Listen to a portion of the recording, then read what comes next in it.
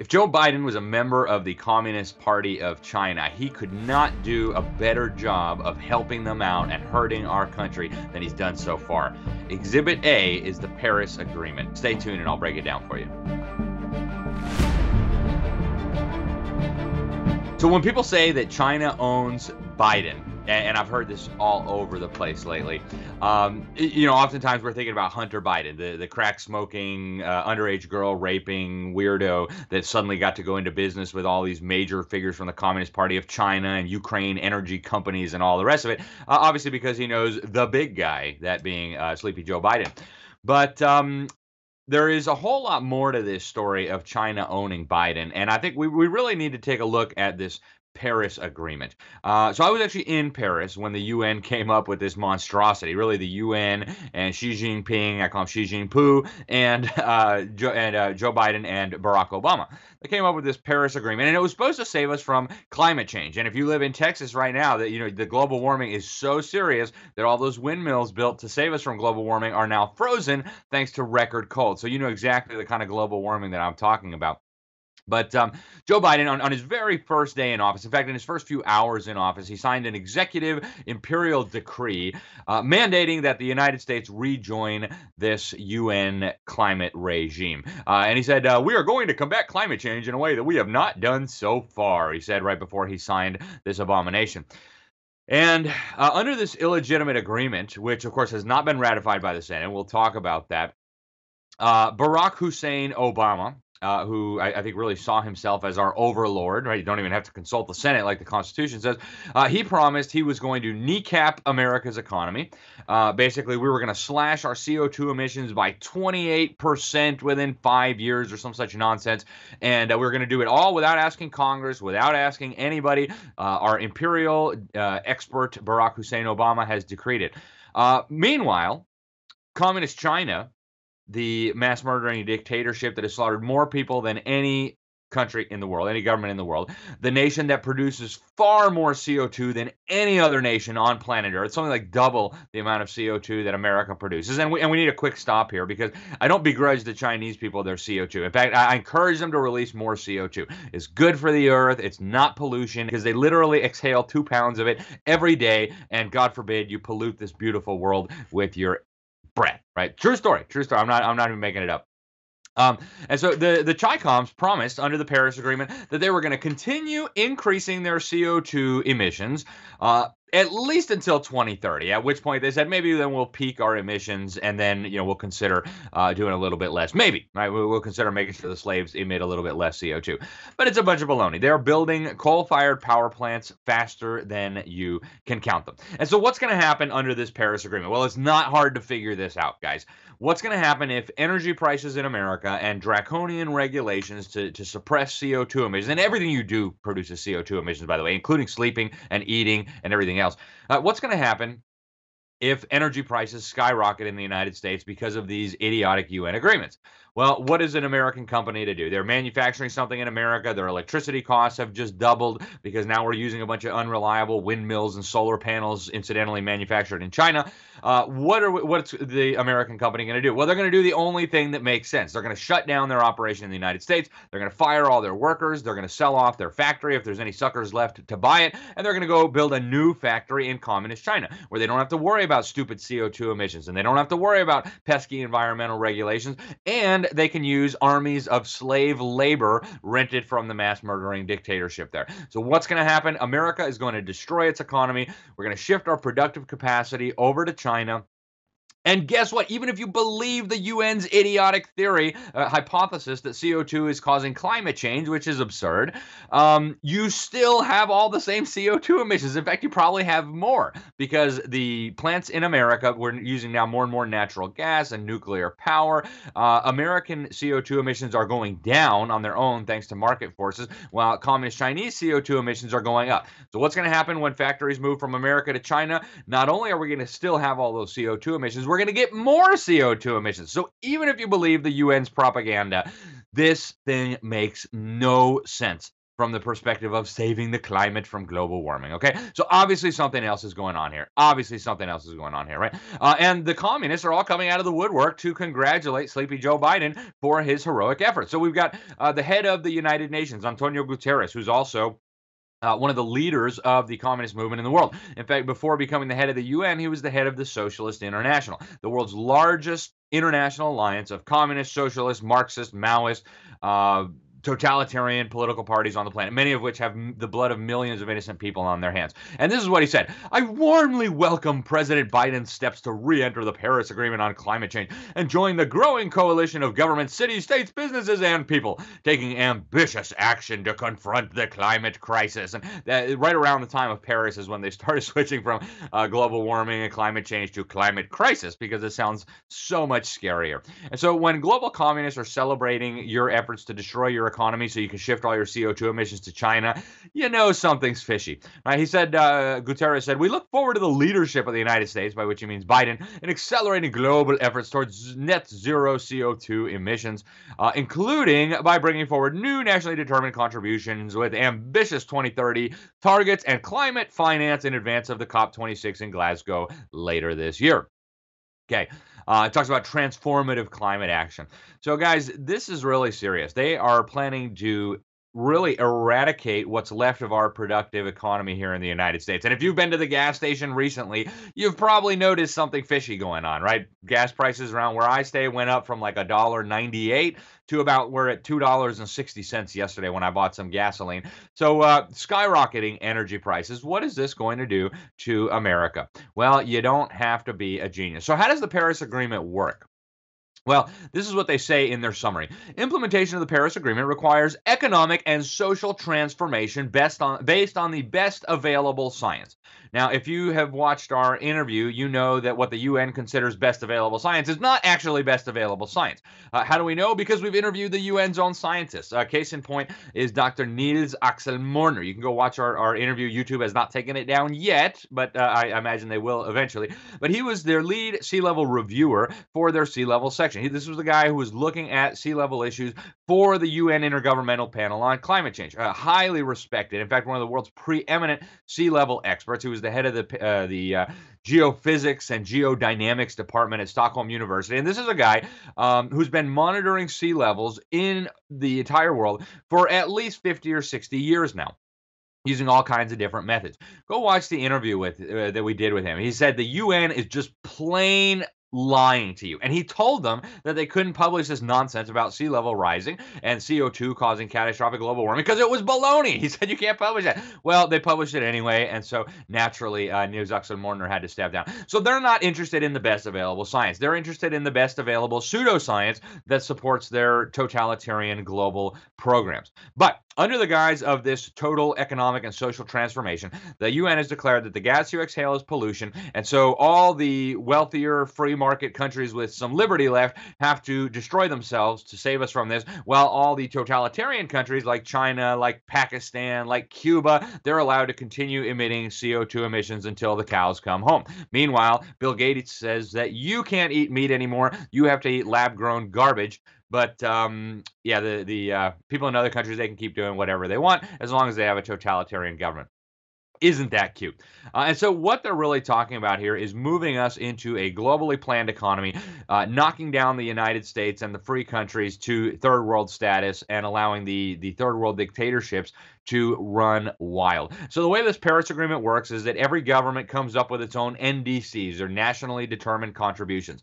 So the totalitarian third world dictatorships say, yeah, maybe at some point in the future we'll think about doing something, right? And that's fair, right? Shouldn't it be fair? If you're a totalitarian dictatorship, why should you have to do something? But if you're America, if you're Western Europe, if you're Japan, if you're South Korea, you are expected to implode your economy to save us from those types of CO2 emissions. The CO2 emissions that come from China are just fine. I hope you're following this because, yeah, it's pretty crazy.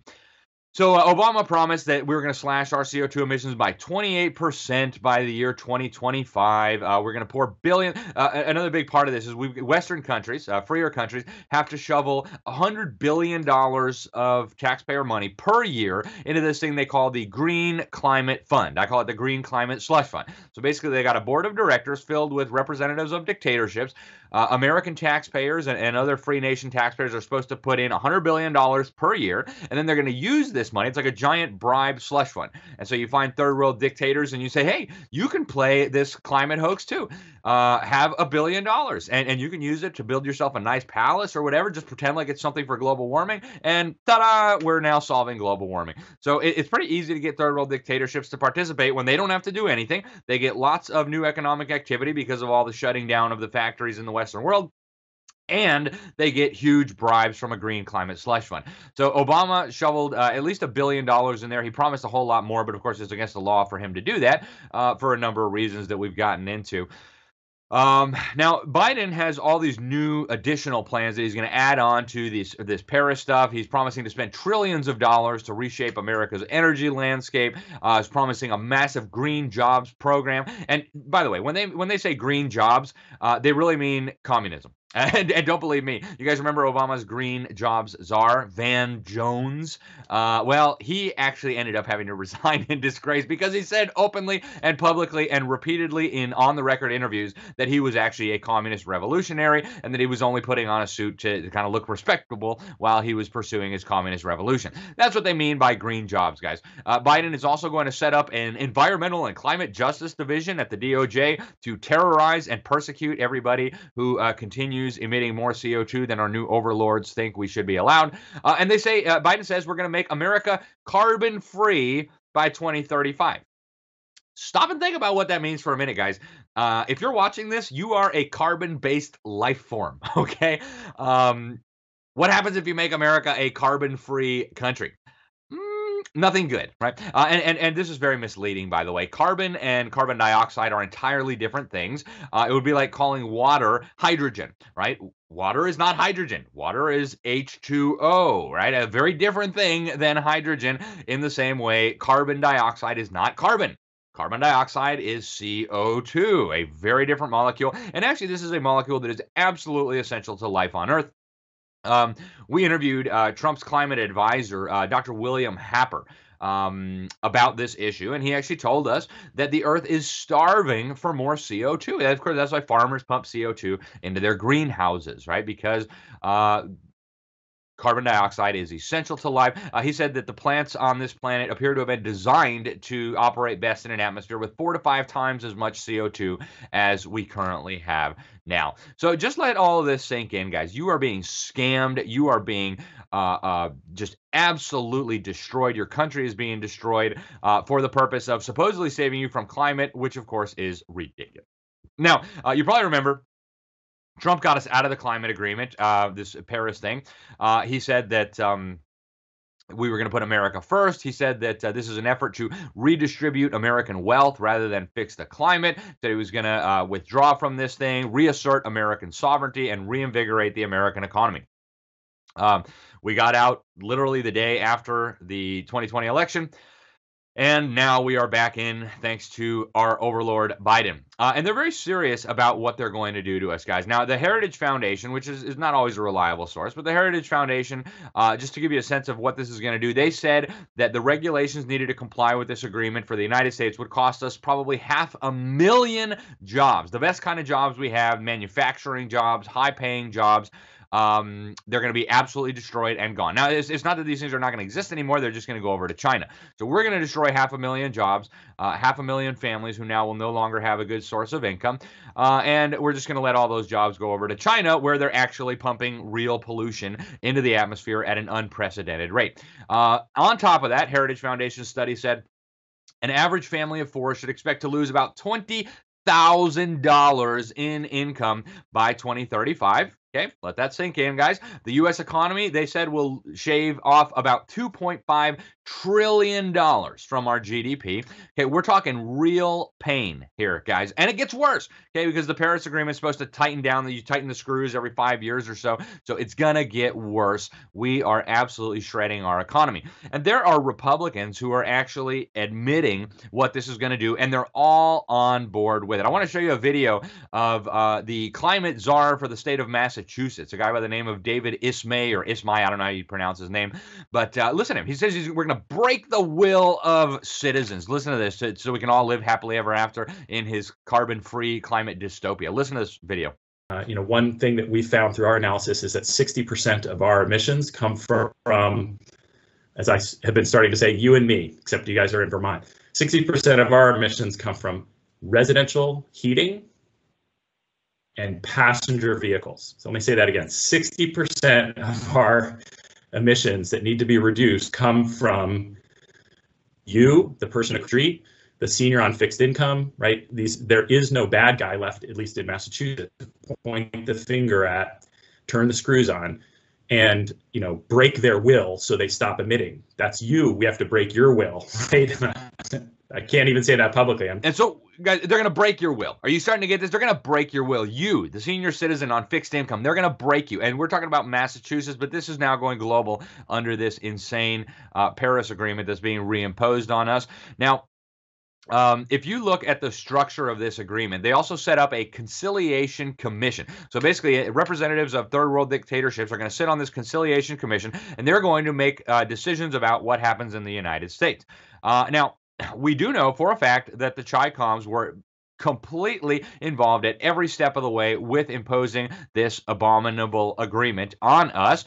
In fact, there's a very real question about whether some of these environmental groups, the World Resources Institute, the Natural Resources Defense Council, these weird environmental groups that really don't have any public support, they have been cooperating with China. We know from official records, right? The Institute for Energy Research, they filed some lawsuits and they got some of these documents out. And what we know is that these foreign interested organizations, many of which had very, very close links to the communist government in China. The communist government in China actually reached out to them to help get these policies passed. They were advising the Obama State Department on how to do this, and they were not registered as foreign agents as required under the law.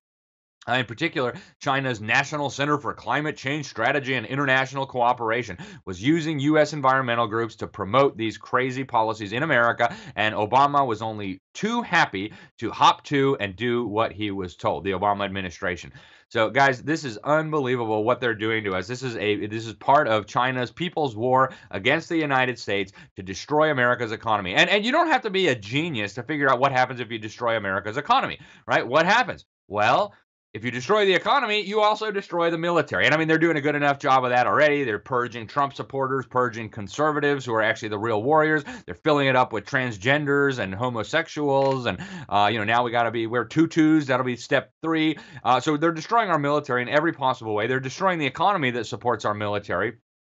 Unbelievable. Now, there is a lot of resistance, right? We've got in Congress, we've got a lot of senators saying, nope, sorry, this is a treaty. You can't just impose a treaty on us without what the Constitution requires. Article 2, Section 2, Clause 2 says treaties can only be accepted by and with the advice and consent of the Senate, okay? Provided 2/3 of the senators present concur. They know they're not going to get this through the Senate, and so that's why they're pretending that it's an executive agreement, which, of course, is not an actual thing, okay?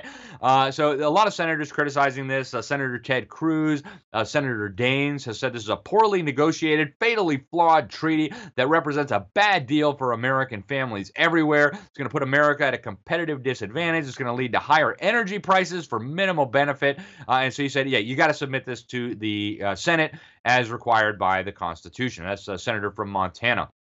You've got at least 5 senators who have joined a resolution now. You've got Senator John Barroso of Wyoming, Senator Jerry Moran, Roger Marshall, Cynthia Loomis, and Mike Crapo. They're saying, yeah, you got to submit this to the Senate, and more will do that as well. Congresswoman Lauren Boebert has already introduced a bill in Congress to defund all this. So hopefully, if and when Republicans take over in 2022, it'll be immediately defunded. But again, it's unconstitutional. We also have state attorneys general threatening to sue the Biden administration in federal court. Excuse me. to stop all of this craziness. But yeah, these guys don't even believe this nonsense, right? John Kerry, a couple years ago, flew over to go get his he's the new climate czar for the Biden regime. He flew over to Iceland to get his climate leadership award, and he went over there in a private jet, okay? If he believed that CO2 emissions were killing the planet, would he be flying around the world in a private jet? And somebody asked him about it. He's like, well, private jet's the only choice for someone like me. And of course, that's what I would say if I was a disgusting hypocrite who didn't believe the lies I was trying to sell to the American people too, right? What else would you say, right? So guys, this is crazy. And even without the Paris Agreement, I think it's unfortunate, but American CO2 emissions are dropping like a rock, primarily for market reasons. We've been shifting over to natural gas instead of coal and things like that. So our CO2 emissions have been dropping like a rock. Dropped between 15 and between about 15% between 2005 and 2017, even as the U.S. economy grew by 20%. Unbelievable that they are now telling us that we need to destroy our economies. But it's supposedly for stopping climate change and sea level rise, and of course that's a lie, guys. Now, if you want to keep your freedom, if you want to keep your country, if you want to keep your prosperity, it may be too late, I don't know, but if there's going to be any hope of it, we've got to restore the Constitution. We've got to stop these fraudulent agreements like this Paris Agreement, and we've got to regain control of the federal government, guys. The stakes could not be higher. This Paris Agreement is a transparent effort to boost communist China and harm the United States, perfectly in line with the deep state objective of creating a new world order with Chinese characteristics. You want to know what the new world order is going to look like? Look at China. That's what they're going for at the global level. That's why they're building up China and destroying the United States. In previous times in our country, we had a word for boosting the enemies of your country and harming your own country.